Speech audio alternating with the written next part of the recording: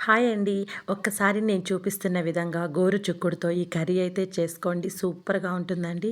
రైస్‌లోకి, చపాతీలోకి, పరోటాలోకి దేంట్లోకైనా సరేనండి. ఈ గోరు చిక్కుడు కర్రీ అయితే చాలా బావుంటుందండి. ఎలా చేయాలో చూపిస్తాను రండి. ముందుగా మనము గోరు చిక్కుడునైతే తీసుకుందాము. నేను వీడియోలో చూపిస్తున్న విధంగా అన్నిటిని మనం కట్ చేసుకుందాము. చేత్తోనే అలా తుంచేసుకోవడమేనండి. చాలా ఈజీగా చేసుకోవచ్చు. ఇప్పుడు నేను చూపిస్తున్న విధంగా అవన్నీ కట్ చేసుకొని ఇప్పుడు నీళ్ళు పోసుకుందాము. నీళ్ళు పోసుకొని అయితే స్టవ్ మీద పెట్టుకొని బాగా అయితే ఉడికించుకుందామండి. బాగా ఉడకాలంటే గోరుచిక్కుడు నేను వీడియోలో చూపిస్తున్నాను కదండీ! ఆ విధంగా అయితే మనకు బాగా అయితే ఉడికిపోవాలి. ఇప్పుడు తీసి మనం నీళ్ళన్నీ వంపేసుకొని వడకట్టుకొని పక్కన పెట్టుకుందాము. ఇప్పుడు మనం బాండలు తీసుకొని దాంట్లో ఒక 3 టీ స్పూన్‌లొచ్చి నేను వేరుశనగ పప్పు అయితే వేస్తున్నాను. కొంచెం వేగనిద్దాం వేరుశనగ పప్పుని. ఇప్పుడైతే ఒక స్పూన్ వచ్చి ధనియాలైతే వేస్తున్నాను. వేసి రెండిటిని బాగా వేగనిద్దాము.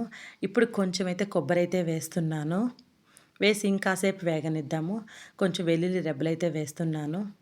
అన్నిటిని బాగా అయితే వేపుకుందాము. ఇప్పుడైతే లాస్ట్‌గా ముక్కలు బాగా వేగిపోయిన తర్వాత లాస్ట్‌గా అయితే ఒక స్పూన్ వచ్చి నేను నువ్వులైతే వేస్తున్నాను. ఇప్పుడు అన్నిటిని బాగా వేపుకొని ప్లేట్‌లో తీసుకొని పక్కన పెట్టుకుందాము. ఇప్పుడు మనం అదే బాండల్లో ఒక 5, 6 స్పూన్లు వచ్చి ఆయిల్ వేసుకుంటున్నాను. ఇప్పుడు పోపు దినుసులు వేసి అవి చిటపటా వేగిందాకా వేపుకుందాము. తర్వాత ఒక ఆనియన్‌ని సన్నలుగా కట్ చేసి అయితే వేసుకుంటున్నాను. ఇప్పుడైతే కొంచెం కరివేపాకు అయితే వేద్దాము. ఆనియన్స్ మెత్తబడేంత వరకు కలర్ చేంజ్ అయ్యేంత వరకు బాగా అయితే మనం వేపుకుందాము. ఇప్పుడు ఒక స్పూన్ వచ్చి అల్లం వెల్లుల్లి పేస్ట్ అయితే వేస్తున్నాను. అది పచ్చివాసన పోయేంత వరకు అయితే బాగా ఫ్రై చేద్దాము. ఇప్పుడు ఒక 3 టమోటాలు మీడియం సైజ్ టమోటాలు తీసుకొని కట్ చేసుకొని అయితే వేసుకుంటున్నాను. ఇప్పుడు బాగా ఫ్రై చేద్దాము. టమోటాలు మెత్తబడేంత వరకు ఫ్రై చేద్దాము.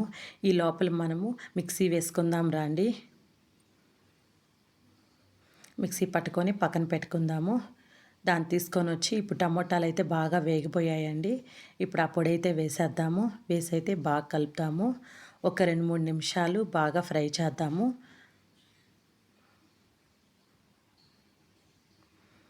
ఇప్పుడు కొంచెం బాగా వేగిపోయిందండి. ఇప్పుడు మనమైతే చిక్కుడుకాయలు అయితే వేసేద్దాము. గోరుచిక్కుడు మనం ఉడకపెట్టుకున్నాం కదండీ గోరుచిక్కుడు. నీళ్ళు లేకుండా బాగా మనం వడకట్టుకున్నాం కదా! ఇప్పుడు దాన్నైతే వేసేద్దాము. వేసి బాగా అయితే కలుపుతాము ఒక 2 నిమిషాలు. ఇప్పుడు సరిపడా ఉప్పు అయితే వేస్తున్నాను. కొంచెం పసుపు అయితే వేస్తున్నాను. ఒక టీ స్పూన్ వచ్చి కారప్పొడి అయితే వేస్తున్నాను. ఇప్పుడు బాగా కలుపుతాము. ఇప్పుడు కొంచెం నీళ్ళు పోసుకుందాము. మన కూర ఉడకడానికి సరిపడేంత నీళ్ళైతే పోసుకుందాము. ఒక 5-10 మినిట్స్ అండి చక్కగా దగ్గర పడేంత వరకు అయితే ఉడికించుకుందాము. ఎంతో టేస్టీగా ఉండే గోరుచిక్కుడు అయితే రెడీ అయిపోయిందండి. లాస్ట్‌గా అయితే మనం కొత్తిమీర వేద్దాము.